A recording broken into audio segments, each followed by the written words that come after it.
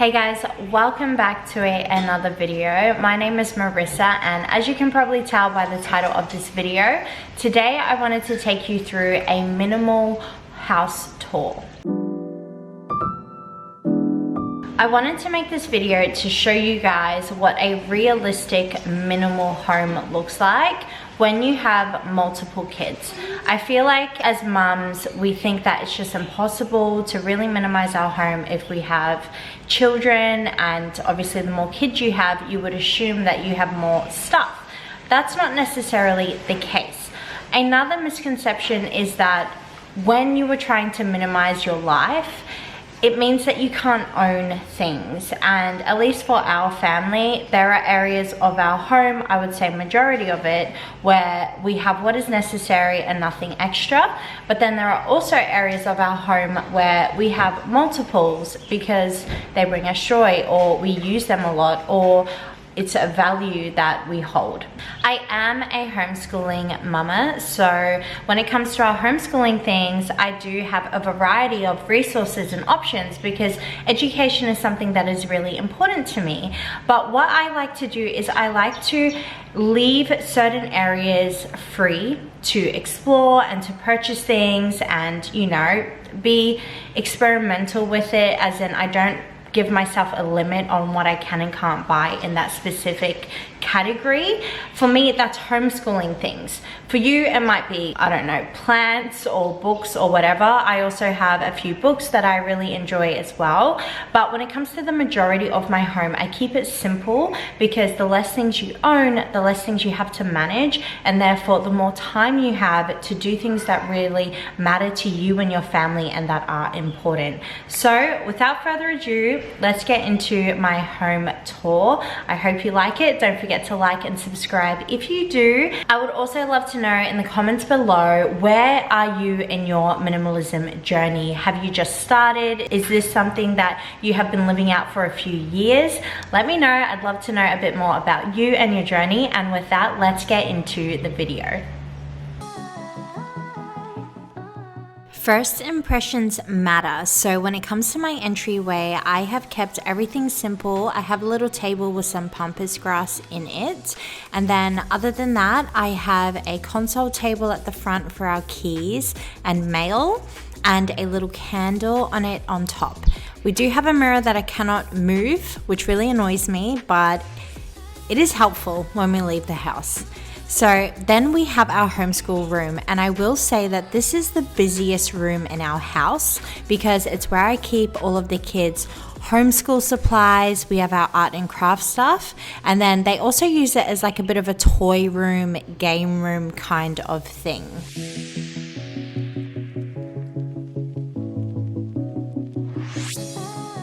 So here's where I store all of the kids' toys, but I do have a toy rotation system that I follow. So most of these tubs are actually empty, and I am thinking about giving them away when we move soon because it's just too much storage. It's simply unnecessary for the amount that my kids actually play with at one time. This section is where I keep all of the kids' art and craft supplies. So all of the things that require little pieces that I don't want my kids to have access to on a day-to-day basis, I keep them at the top of the shelf so they can't reach it. So we have like math manipulatives, cards in there. I have some math games and puzzles, and then a few books and art and craft supplies up there. And then on the right side of this area is where I keep all of our painting stuff. So obviously the kids can access these two side shelves, which is fine, but I do like having that higher level where they can't touch anything unless they ask me. I also keep my desk in here to do some paperwork and filing, my cash budgeting. I also have some educational posters. So we have dinosaurs here, and then you will see a butterfly poster, I think it is, in another area. Like I said, my kids play Xbox in here, so we have a sofa for them to chill on and a little decor item above the TV. I hang up pieces of art that we make for our homeschool that I think are pretty. I think it's really important to display their creations because it makes them feel special. And then I also have a little reading nook in the corner here with a flat world map to show the kids the countries and the animals that belong there.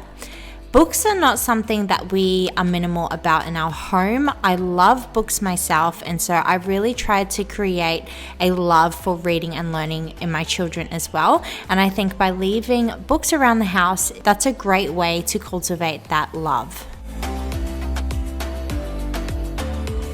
Outside in our patio area, it's really simple. We have a cubby house, we have an IKEA Trofast table where the kids can do their sensory play. Obviously, they ride around on our scooters, and my hubby also made a little swing there.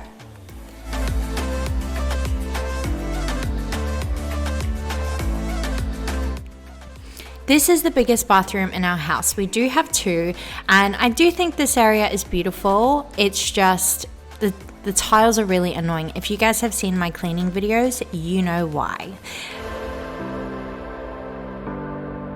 In here, you're going to find your typical bathroom items. I have a little bin, I have a bath mat. I have put in a ladder to hang extra towels because we are a family of 6, and so we need extra towel hanging space.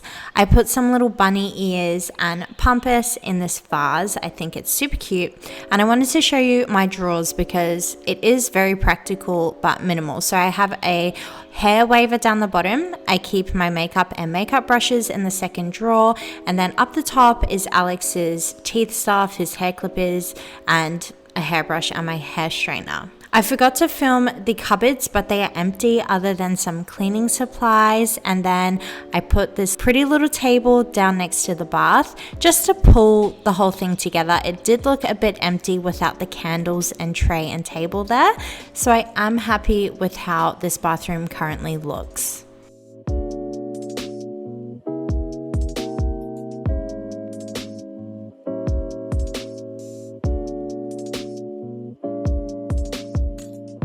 This is a really big area that for the most part I have left clear.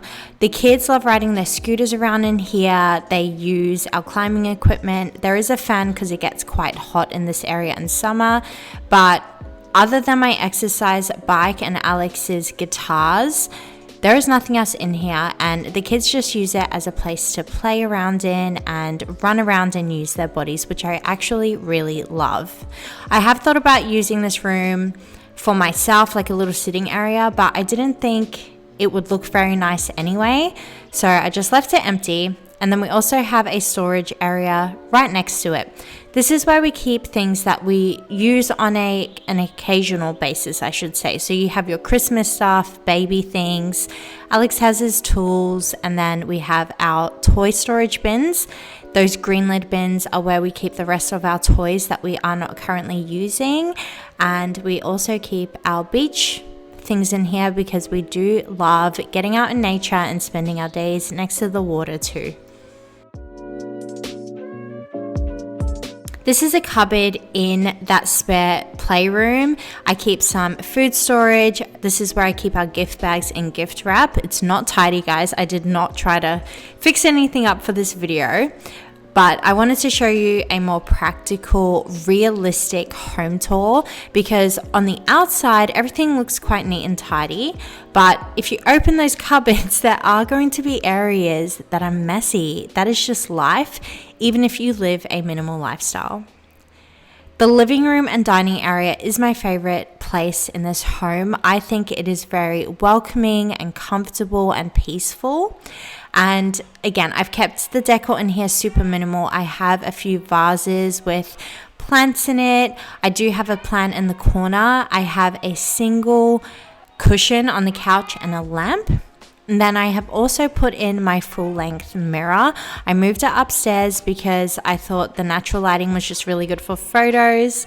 And so yeah, I think it really fits this space nicely.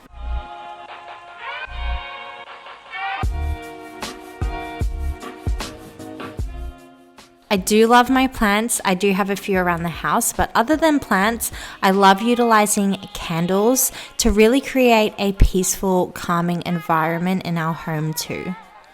This is where I store away all of our homeschool curriculum because we do our homeschool on our dining room table, which is next to this.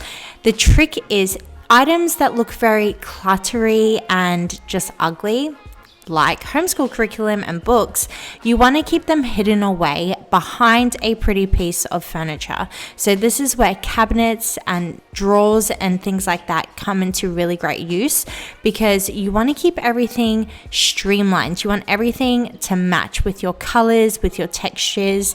And so hiding those unsightly items can really do wonders when it comes to the vibe of your home.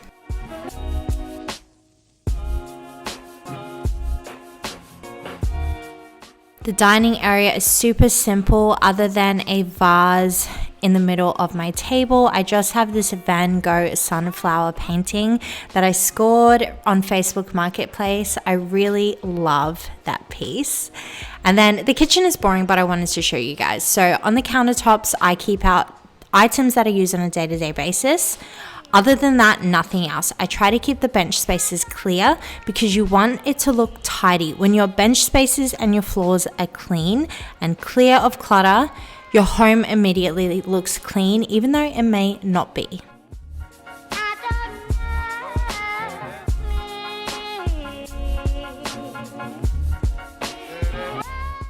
The boys' room is my favorite bedroom. I just think it's super cute and it was really fun to decorate. I have a little bunting and some books on the drawers and a little diffuser to help settle my 2-year-old. And in these drawers is where I keep 2 of my boys' shorts, pants, and pajamas. Honestly, I actually have way more pairs of pants and shorts than the boys need. But when it comes to their tops and their jumpers, they do have a good amount. They have about 5 tops each and a couple of jumpers.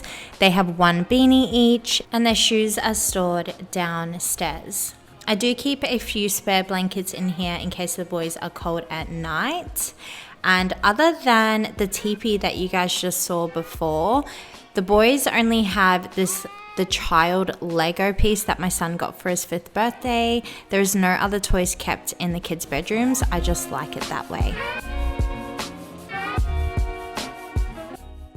This section of the cupboard is empty other than a portable aircon. I lied before, there is some Lego up in my 2-year-old section of the cupboard.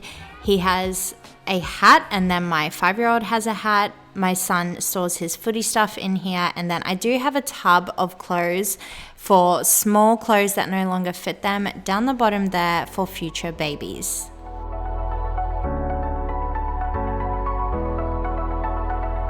The girls' room again is super simple. They just have their beds, there is a little fluffy toy there, they have their clothes, and then a few decor items that I have chosen myself. This hanging rainbow here I have not hung yet, but we are actually moving soon, so I'm thinking it's just going to live here for the time being.